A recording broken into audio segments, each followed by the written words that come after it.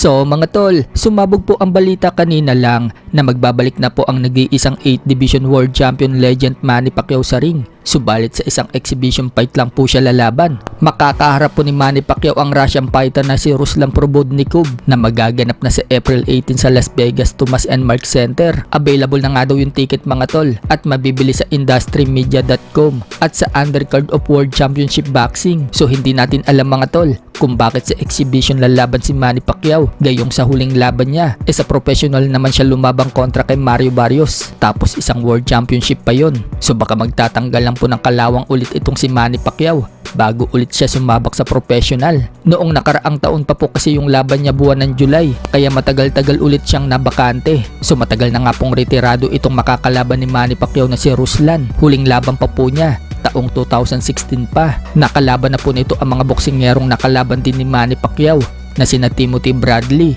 Lucas Matisi at Chris Algieri. Pinabagsak pa nga po niya itong si Chris Algieri at Bradley, pero sa huli nanalo pa rin itong si Bradley at Algieri sa kanya. Ayon din kay Gibbons mga tol, noong nasa peak pa daw ng karir nila, maglalaban daw dapat itong si Manny Pacquiao at Ruslan, subalit hindi lang daw natuloy. Sinabi naman ni Manny Pacquiao na ready na daw siyang bumalik ulit sa ring. Patuloy nga daw na nag-i-inspired sa kanya yung suporta ng mga fans sa buong mundo sa tuwing lumalaban siya. Sa kabilang banda naman mga tol, matapos pong hindi matuloy ang unification fight ni WBC Minimum World Champion Melvin Jerusalem versus Unified WBO at WBA at the ring champion Oscar Culaso na magaganap na sana sa March 14 sa Amerika. Marereschedule nga daw yung laban nila sa June or July. Ang dahilan kung bakit daw na-postpone yung laban, dahil may kinakaharap daw na kaso itong Golden Boy promotion kay Virgil Ortiz. Pero bigla nga pong may lumabas na balita na lalaban pala itong si Oscar Culaso sa iba. Dedepensahan po niya ang kanyang titulo dito kay Jesus Haro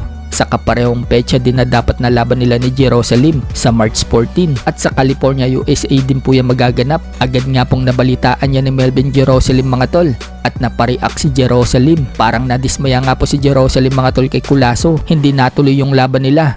Pero may iba palang kalaban itong si Culaso. Marami tuloy ngayon ang mga Pinoy fans ang nagsasabi na dinaga daw ng dibdib si Culaso sa dalawa nating Pinoy champion. Una, umatras kasi itong si Culaso kay Pedro Taduran. Ngayon naman, umatras naman siya kay Jerusalem. May mga nagsasabi din mga tol na mukhang napaisip bigla itong Team Culaso dahil ensayado itong si Jerusalem at makikita daw yan sa tuwing nagpo-post si Jerusalem ng ensayo niya na nandoon ang bilis ni Jerusalem at makikitang kondisyon na kondisyon ito. Kaya marahil umano nakita ng Team Culaso na delikado sila kaya umatras ito kay Jerusalem. Sa iba pang balita mga tol, Keyshawn Davis hinamon si Gervonta Tank Davis. Sinabi ni Keyshawn kung bibigyan daw siya ng chance ni Tank Davis na labanan siya, ready daw siya. Banta pa ni Keyshawn mga tol, hindi daw siya yung klaseng fighter na pipiliin lang ni Tank Davis at tatalunin dahil hindi daw siya nakikipaglaro lang.